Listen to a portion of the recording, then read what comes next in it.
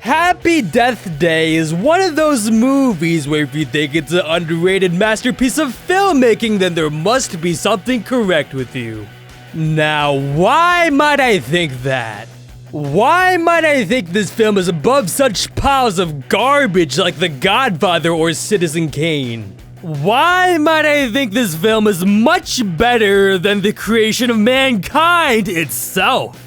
Well, it's because whoever actually believes in that is worse than diabetes.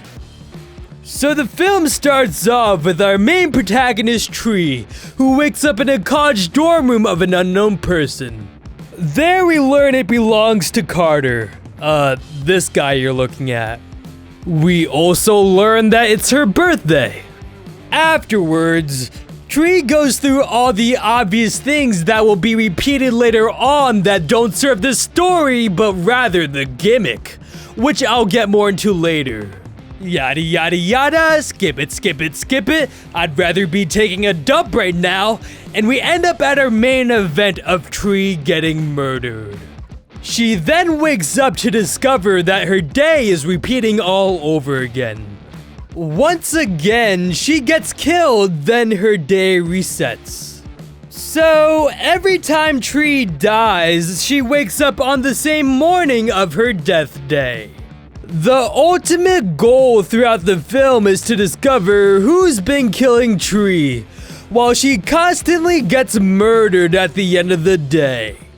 That's probably the best way I can explain it due to the whole concept being rather dumb. Now, the problem I have with the setup is that it's so easy. Like, why doesn't Tree just repeat one of her murderings over again, but with upper hand knowledge? Just learn how a particular incident went down, dodge the attacks, fight back, call the cops, and bada bing, bada boom, you're done. I swear, like my great grandma's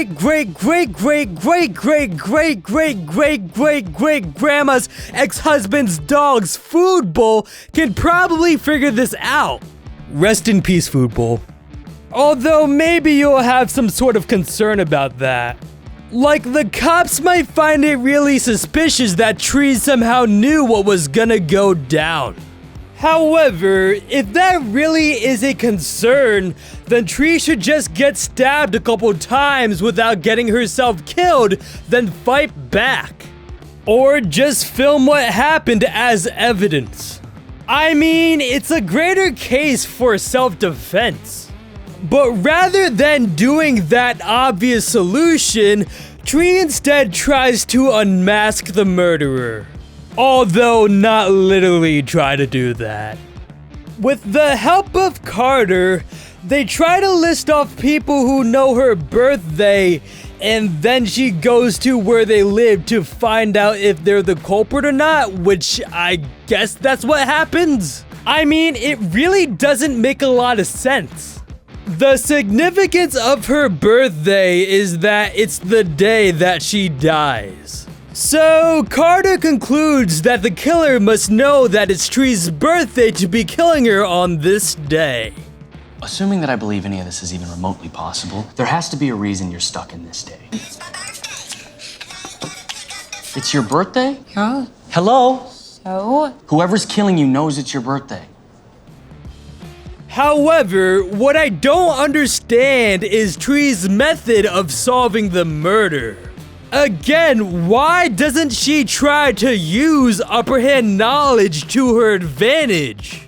She could literally attempt to take the mask off the murderer within the same events. Like, memorize how the killer moves around and reacts to her movements, get the timing right, then take the mask off. It might take a couple of tries, but she'll eventually get it. I mean, that would be so much easier than what Tree actually ends up doing. Going to everyone who knows her birthday is a much more lengthy process. She claims that basically the whole school knows her birthday. Well, thanks to my sorority, pretty much the entire school knows it's my birthday. Although 2 minutes later, she puts her Uber driver as a possible suspect. What were we? Suspects. Right, suspects. Okay, so Danielle, Gregory, and maybe the Uber driver that I spit on last week. I think his name was... What? Nobody's perfect. I'm not sure about you guys, but I always give my birthday to my Uber driver. I also give them my social security number, credit card details, and all of my life savings. God, I'm living the dream. By the way, on a side note, Tree writes down the list of suspects in her notebook and crosses a name off every day, which presents a continuity error and a logical one.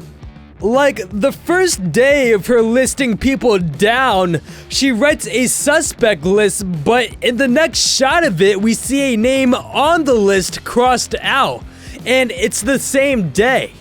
Realistically, nothing should be crossed out because this is the first day. She hasn't gone to anyone yet. Now, the logical error is that Tree keeps putting names down, but the list is somehow still there. Let me just lay this out in case you don't understand the problem. When Tree gets killed, the day begins again from the start. Meaning, whatever she writes down in the notebook should be absent because the day is reset. But it's not absent because pee pee poo poo, butt cheeks, goddamn, someone kill me. I mean, none of this is my opinion, it's an objective fact. Anyways, so the whole repeat day format doesn't really work too well in a slasher film like Happy Death Day. The question of why isn't upper hand knowledge used will be constantly brought up for every step towards a solution that doesn't use that. Also, the fact that Tree repeats the day over and over again makes death meaningless, hindering the slasher element. The idea of not truly dying means that there's nothing at stake. Like, even at a certain point, the film presents dying as an afterthought. I mean, every time Tree gets killed, she doesn't die. Instead, she wakes up at the start of the same day. Like, who cares if she doesn't unmask the murderer today? Who cares if she gets killed? She'll just wake up on the same morning and be okay. At least that's how it truly seems. The film tries to make her dying more stakeful for a very short period, but then not. So, after a montage of Tree going to suspects' living spaces and dying, she wakes up on this particular morning. Unlike prior occasions, she finds herself in pain as she moves around. Then finally, she passes out. When Tree comes to, it's discovered that she's been hospitalized. The doctor, who's also her professor by the way, says Tree has a lot of trauma and scar tissue within her. We just got these back from imaging, and these are signs of major trauma. Given the severity of the scar tissue and the size of the lesions, this is going to sound crazy, but technically, you should be dead. Now, what does this all mean? Well, later on, Tree says that every time she comes back, her body becomes weaker. Also, the amount of repeat days left might be limited. I don't think I have that many chances left. I keep on getting weaker every time I come back. However, this doesn't affect Tree or the story in any way. Plus, what does that even mean to become weaker? Like, weaker how? Does the way she gets murdered carry on to the next day? In this shot, it seems as though Tree got stabbed in the throat, and next morning she touches that area in panic. There aren't any wounds, nor does she show trouble breathing, talking, or eating. On one of the days, the killer drowns her. If that carries over, shouldn't there technically be water in the lungs? You might argue that she vomited the next day. Look, I don't know if you're human or a machine trying to take over mankind, but that's not how vomit works. It comes from the stomach, not the lungs, Mr. Alien. I'm not a doctor here or a day repeating expert, though I think she realistically should be coughing a whole ton instead.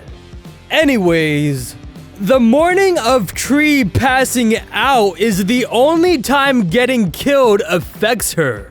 After the hospital, Tree leaves, then gets blown up in a car by the killer. Next morning, you don't see her skin all ashed up like a burnt piece of toast. Her bones aren't all dislocated like being spun in a giant fan. Nah, she just walks out of bed, takes tons of Tylenol, and drinks from a water bottle. God Jesus. Later on, Carter gets killed by the murderer. So, Tree decides to hang herself to reset the day and save him. Next morning, she doesn't wake up with a broken neck. In fact, she just cracks it like nothing happened. Because that's how it effing works! Finally, to put a nail in the coffin, Tree eats a poisonous cupcake and doesn't wake up with, like, explosive diarrhea or something. This all really proves the point that, oh yeah. It proves the point that the slasher element doesn't work given the repeat day format since death is meaningless. The film tries to fix that halfway through by saying Tree constantly getting killed affects her and showing it for one day. However, that story element is completely ignored afterwards. What? John, movie director, said that Tree gets affected by her deaths? Nah, man, that was just a joke. Anyways, Tree is also a pretty dislikable character from the start, which hinders even further the slasher element. Like, for example, Tree makes fun of this guy named Tim that she dated once because he's mad at her for not returning his text messages. Hey, you haven't returned any of my texts. Okay, Tim, we went on a date. I mean, who takes their first date to Subway? It's not like you have a foot long. One of her roommates, Lori, baked a cupcake from scratch for Tree's birthday, but Tree just throws it away right in front of her face. She makes fun of this girl for eating food despite the girl missing breakfast. What's wrong? Nothing, except for that cat lady buffet you just dumped at our table. And is that chocolate milk I see? I miss breakfast. What is breakfast, Becky? And finally, she does something to her married professor's mouth. I honestly don't know what's going on though. So ultimately, Tree is a slutty college student with no redeeming characteristics. There are no other elements to her that create empathy or an understanding as to why she acts the way she does. I mean, being dislikable could have been taken advantage of for the story. Like, it could have been used for good comedic effect. However, the film as is, we're never given a reason to care about Tree or be invested throughout her day. It's pretty painful to watch her going through the motions. She was obviously written with the intention of being dislikable from the beginning, but it doesn't really serve the slasher story. Her getting murdered is meaningless and unimportant because that's representative of who she is. Like, why should I care that this unlikable fictional character gets killed? Now, you might say that when you watch Tree in the horror scenes, you feel scared for her. I mean, I don't think that most of the horror scenes are scary, which I'll get into later. But nonetheless, if you do feel that way, it's really the elements around Tree that makes you feel scared. I think you can put almost anyone else in her place and feel the same. You see things on screen that frighten you and you get scared. You don't actually care about Tree as a character. It doesn't really matter who's in her situation. Now, the film tries to give Tree more depth after day one, but it feels very, very, very shoehorned in. Like Tree watches a video of one of her birthdays and sad music plays over it.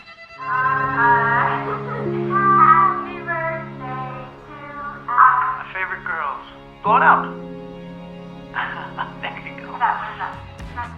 Next day, Tree looks at this photo of her and her mom and sad music plays over it.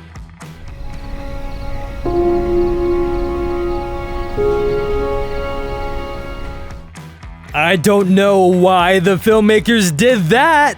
What's the importance of Tree looking at her memories and the sad music? It feels very awkward. Hi, John, movie director here again to explain the family memories and sad music. You see, when the sad music plays over the family memories, you're supposed to feel sad. And if you don't think it's sad, then you're a psychopath. And I can't help that. So, I guess the film is trying to show some sad family memories, but we don't know what happened. Why are the memories sad? It's like trying to give sympathy to someone who's crying, but they don't tell you what the problem is. There, I don't really care.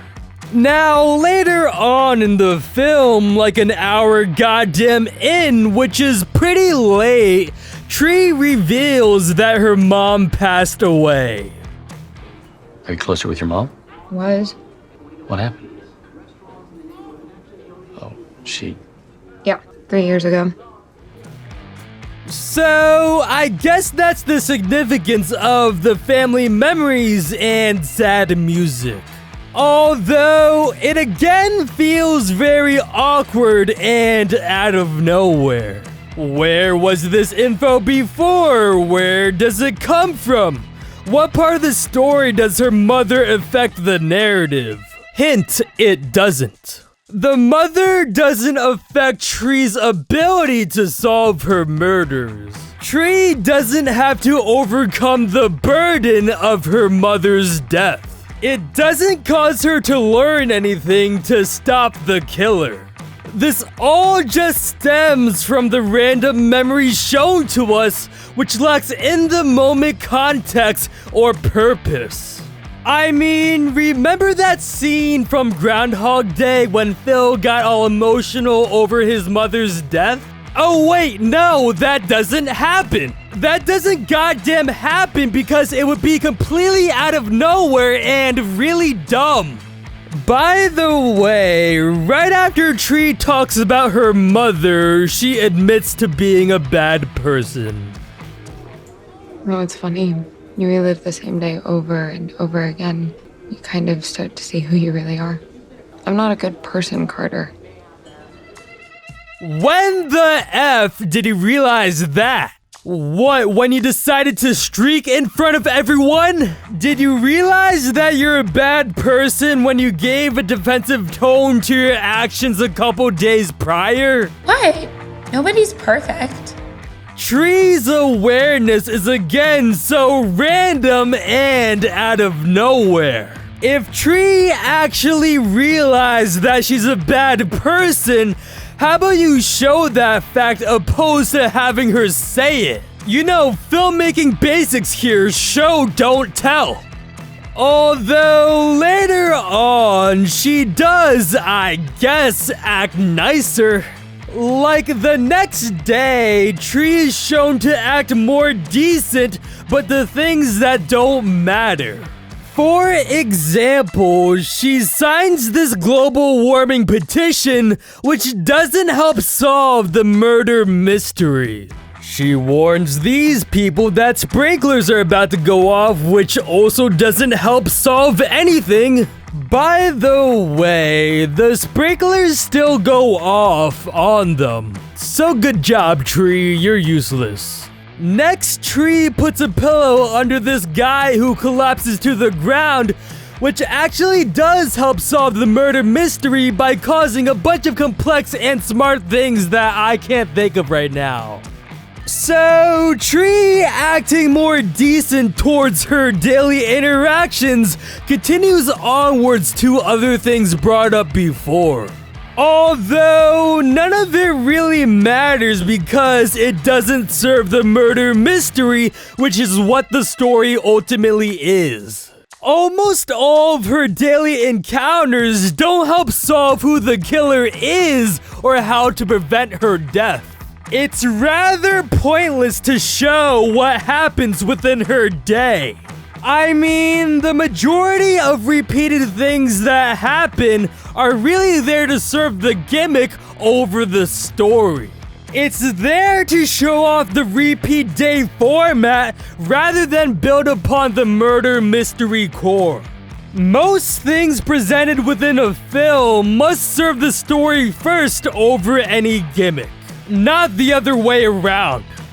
By the way, ignoring their uselessness, some of the nicer things that Tree does is kind of stupid. Like, for example, Tim.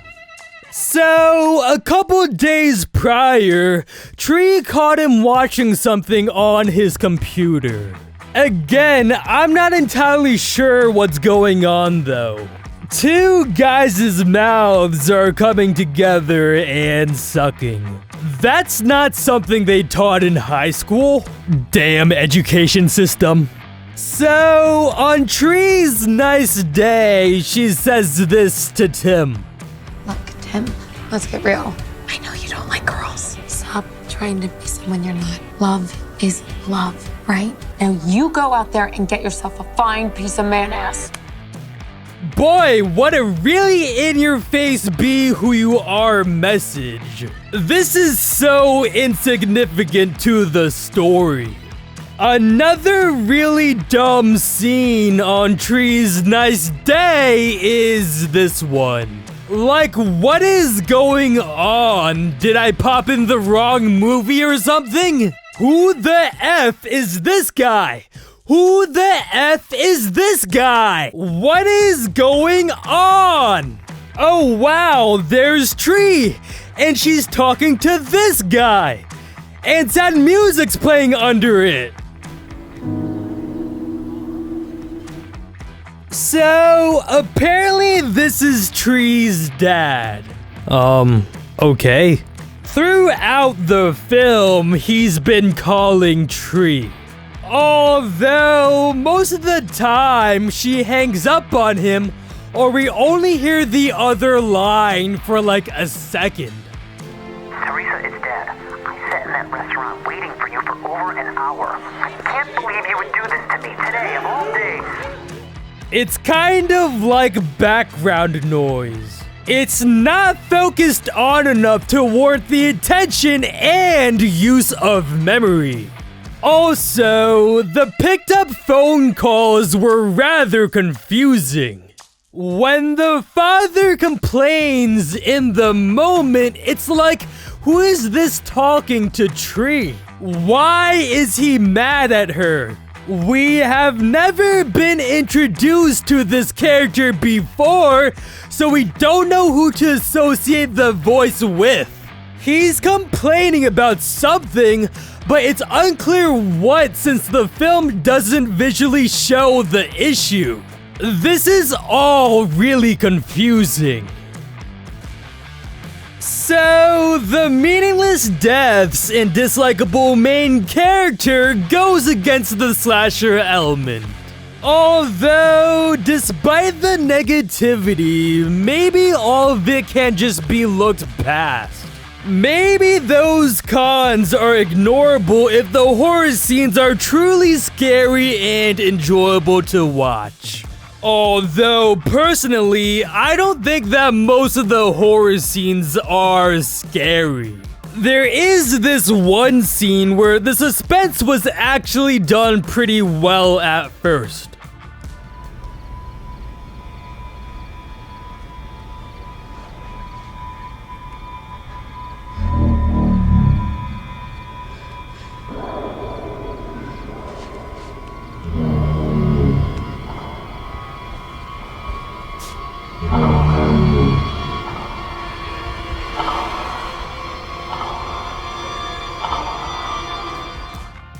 It plays with expectations. Like we usually find our bedrooms to be comforting, but to have the danger present there works well.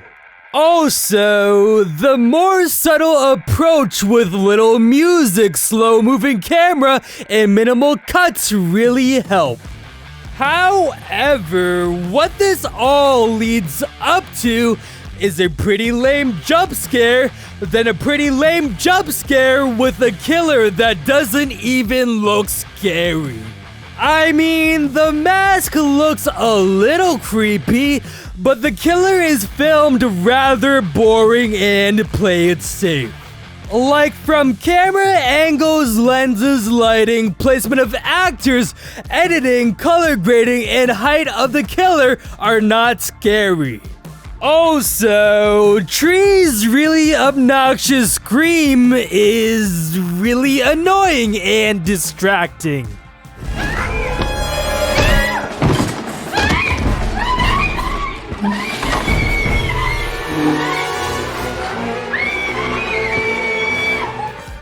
I'm sorry, did you say something? My ears are bleeding. By the way, the mask that the killer wears is apparently the school's mascot. So, I guess nobody higher up or the students found it to be creepy for what represents the school. Also, just to add, there's this scene where the film tries to fake us out with someone who's not the killer. It gives us the false idea that this guy is the murderer, but he's wearing the same mask, the same black hoodie with the hood over him, the same pair of jeans, and he's like the same height. Yet he's not the bad guy. I didn't know it was dressed like a serial killer day. Anyways, there's this other horror scene which is absolutely ruined by how Tree acts. I mean, I guess it starts off fine with a little toy playing Happy Birthday pulled from a bag of party tricks.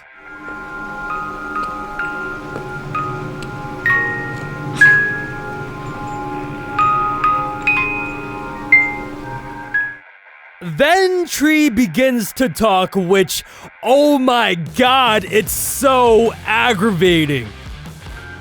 Okay, you guys are hilarious. You can come out now. She later on talks more to the killer, which really ruins the scene. Yo, I think your friends went the other way. Can I help you? Look, weirdo, I'm not scared. Why don't you go try this with one of the heifers at Delta Gamma? They're into cosplay. Just stop talking. Let the scene play itself out and not make it annoying. Also, they're just standing there. They really need to be doing something more than nothing. Now, the last horror scene I want to show is this one. It's okay, it's just me. There you go, you saw it. Then it turns into an action scene, which is the case for most of the other slasher moments with some non-scary horror thrown in. Also, they're relying on cheap jump scares. They just play a loud sudden noise with a sudden image of what they find scary. It doesn't require any thought to play a sound and show an image at the same time. Jump scares aren't even that scary. They make you jump, not fearful. It's like walking down the street and someone out of nowhere honks their horn really loudly. You might act surprised, but that doesn't mean it's scary. The essential fact is, to get real suspense, you must let the audience have information. Now let's take the old-fashioned bomb theory. You and I are sitting talking, we'll say, about baseball. Suddenly a bomb goes off and the audience have a 10-second terrible shock. Now, let's take the same situation, tell the audience at the beginning that under the table, and show it to them, there's a bomb and it's going to go off in 5 minutes. And we talk baseball. What are the audience doing? They're saying, don't talk about baseball. There's a bomb under there. Get rid of it. But they're helpless. They can't jump out of their seats up onto the screen and grab hold of the bomb and throw it out.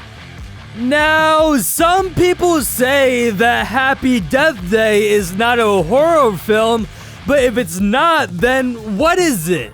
How is it not a horror film when the whole story revolves around an incident of a slasher scene with a killer trying to look scary? Tell me how without that horror scene would this film truly exist with everything else intact? It sucks at it, but that doesn't mean it's not within the genre. By the way, there's a twist ending as to who the killer actually is, which is so moronically bad. In the film, we're given the idea that this random crazy lunatic is the killer. Even though it's Tree's mentality that whoever's killing her knows her birthday, I guess she just gives it out to the whole school and a single psychopathic murderer. I wonder who's trying to kill me. So she defeats the maniac, eats a cupcake, which, trust me, that is relevant information. Then she wakes up to discover that the day is repeating again. Tree has an absolute freak out over this because the threat to her life and repeating days is supposed to be no more. I mean, that might have been an interesting angle to take the film. Like, Tree gets so fed up with repeating the days, it kinda drives her crazy. You know, it's insane to repeat the same thing over and over again to expect different results. Play around with those ideas and make it work. But no, the film doesn't really do that idea. Her freakout only happens like 10 minutes before the movie is over. Welp, so much for that idea. Anyways, Tree rushes back to her room in an attempt to pack up and run away, then discovers that the true killer is this girl. What's her name again? So, apparently Lori is her name. Also, she poisoned the cupcake that she baked for Tree. Happy birthday. Thanks, but I already ate it last night. You poisoned it, but I never ate it before. So you had to find another way. And then Toombs fell right into your lap. Perfect scapegoat. You knew that if he escaped, everyone would assume that he killed me. But it was always you. Although, why would Lori do that? I know I've been a bad roommate, but isn't this a bit much? What the hell? Oh, I don't know. Maybe because you wouldn't stop sleeping with him. He just kept choosing you over me. Guess all he wanted was a cheap slut like you. You've been killing me over some stupid guy? Oh, that's not the only reason. You're a dumb bitch, too! Oh my god, this is the best comedy I've seen in years. Okay, so this entire twist presents a pretty big plot hole. Routinely, Lori has been giving Tree the poisonous cupcake. However, the day prior to the twist, Tree's nice one, she didn't get the cupcake because she got on Lori's good side. So Lori lost her motive to kill Tree. How in God's name did Tree eat the cupcake if she doesn't have it? Why wasn't Tree's nice day the last one? Now, ignoring the big plot hole, where does Lori's murder's idea come from? How come that was the decision made opposed to talking it out or something? I mean, it's an absolutely huge jump to go about murdering your roommate over her teacher's affair and bad behavior. Also, we barely knew Lori, so it's unknown if this is the way she normally acts. At least from what we have witnessed, she didn't seem mentally unstable. Like non-murderous normal people don't just suddenly go about killing in such a confident manner. I think they would probably be nervous their first try. Now, under Lori's dumb justification, why hasn't she tried killing this other roommate who made fun of a girl for eating? Yet, given where the film drags onto, the twist is stupid, and Lori's reasoning for murder is rather dumb. But people in real life kill for no reason. Yeah, and Happy Death Day is not real life. It's a written story that you can put thought into. You know, if you saw someone in real life do something dumb, you'd be like, hey, that's stupid. Although, I guess by your logic, if you saw the same thing in a film, you'd be like, hey, real life is like that. So it's totally okay to make no goddamn sense in a thought together story. I guess by your logic, you must love every single bad movie out there because dumb equivalent stuff happen in real life. For example, why would the school use a creepy baby for its mascot? You know, higher ups in real life colleges make dumb decisions. Why does Tree start off as a dislikable, slutty college student that doesn't serve the slasher story? There are people in real life that are slutty college students. Sometimes they get killed despite us not liking them. Why doesn't Tree use upper hand knowledge to defeat the murderer? People in real life do dumb things, just like myself. God, that's such a terrible defense for the film's stupidity. Now, an obvious comparison to Happy Death Day would be Groundhog Day.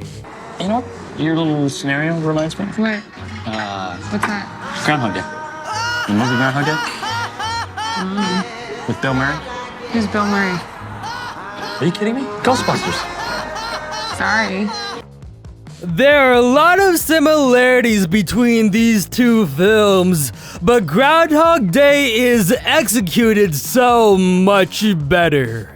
In case you haven't seen it, the story's about Phil, played by Bill Murray, who's a cocky, egotistical state weatherman.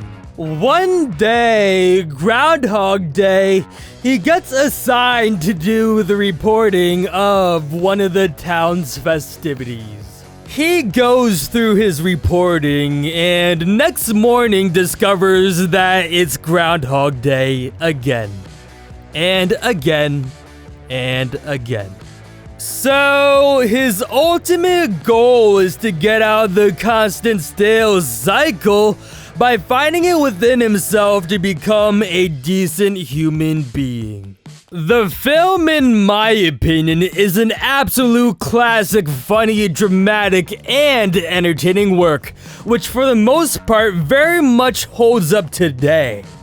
So, as I stated before, Tree is a dislikable character which doesn't work for a Happy Death Day slasher element.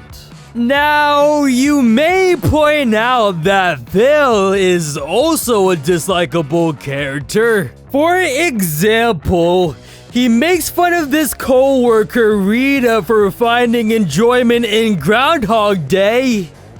Someday somebody's gonna see me interviewing a groundhog. Think I don't have a future. I think it's a nice story. He comes out, he looks around, he wrinkles up his little nose. He sees his shadow, he doesn't see his shadow. It's nice, people like it. You are new, aren't you? People like blood sausage, too. People are morons. When this woman tries to make small talk about the weather, he gives a literal answer. There's talk of a blizzard. Well, we may catch a break, and that blizzard's going to blow right by us. All of this moisture coming up out of the south, by midday, is probably going to push on to the east of it. Did you want to talk about the weather, or were you just making chit-chat? Chit-chat. Oh, and how can I forget?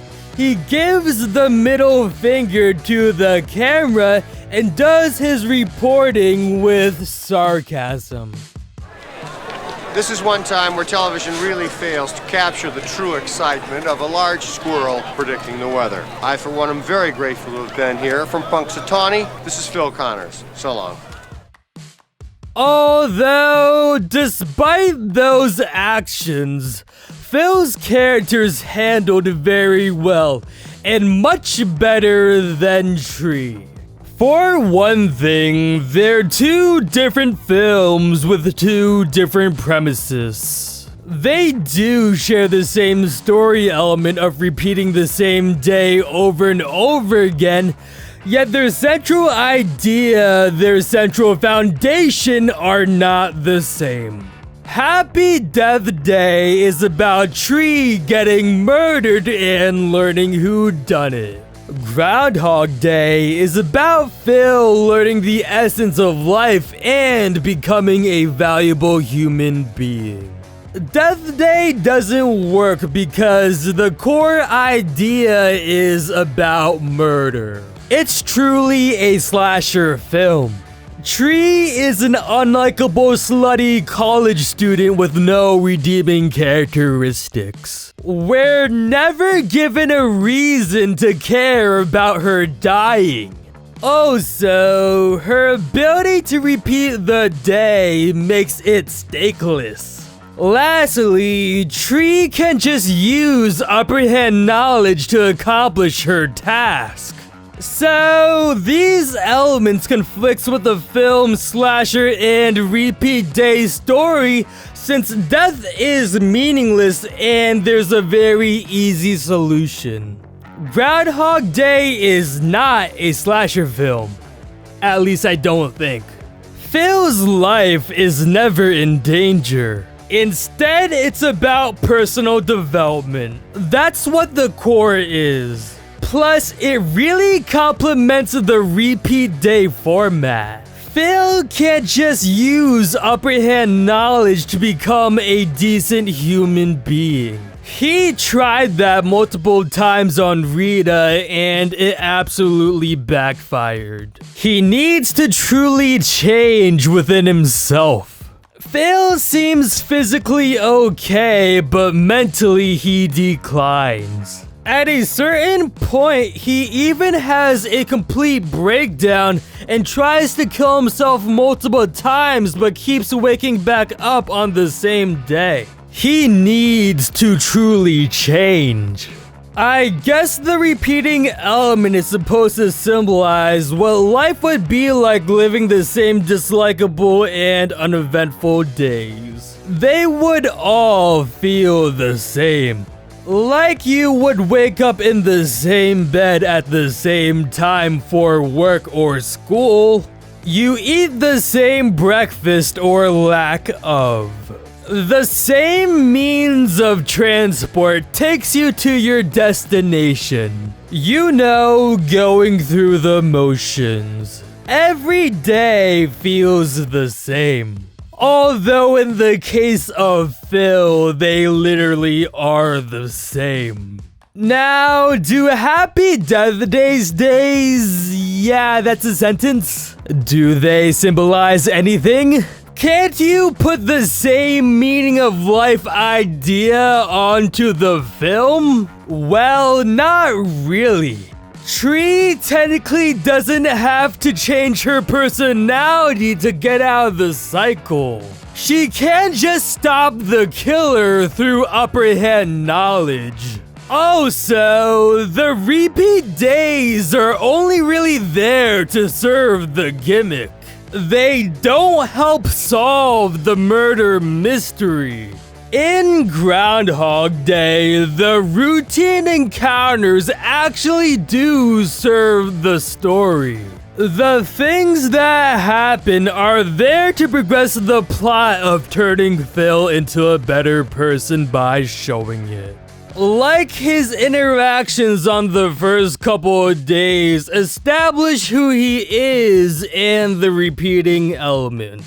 Phil and the audience would reasonably have confusion to begin with as to what's going on. The whole point of the first few days is to make us comfortable with the concept. If the film didn't do this and instead just put us in the middle of the plot, it could make the audience totally lost. There may be too many things going on at the same time. We wouldn't be able to understand the concept and ultimate story it's trying to tell.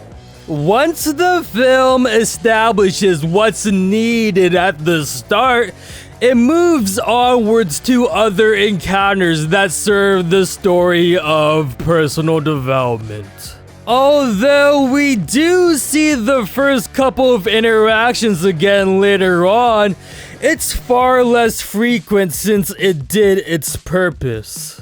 If they were constantly shown, it would be pointless and drag the film because they don't help Phil change as a person. By the way, despite him being dislikable to the people around him, he is so much more enjoyable to watch. This is really due to there being actually funny moments. It makes us feel more engaged and entertained opposed to being annoyed by the main character. Bill Murray's comedic charm and overall performance of Phil also helps. Anyways, in Happy Death Day, the daily encounters are shown quite frequently. It of course makes sense to display these non-crucial things at first to ease the audience into the repeat cycle. Although, when enough is established as to what's going on, the film keeps showing these interactions. None of this helps solve Tree's murder. They're pointless to present. It only exists to serve the gimmick. The film also lacks good comedy, making Tree's dislikable behavior painful to watch. It does have comedic things happen after the first day, but they're just not funny. Like, oh my god, she's not wearing any clothes! And look at those reactions! That's not supposed to happen in real life.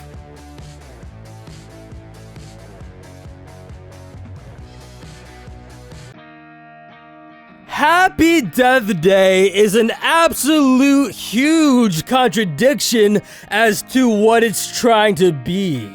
It's an attempted horror slasher film with repeating days. Since the days are repeating, why isn't that taken advantage of to stop the slasher horror element with upper hand knowledge?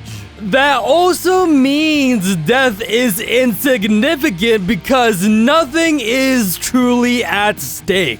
It doesn't really help that the main character is dislikable. So who cares if she dies? Although not like her death scenes are even that scary.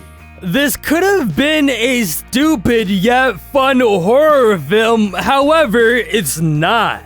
The core ideas failed before it even started. But overall, pretty good film, 10 out of 10.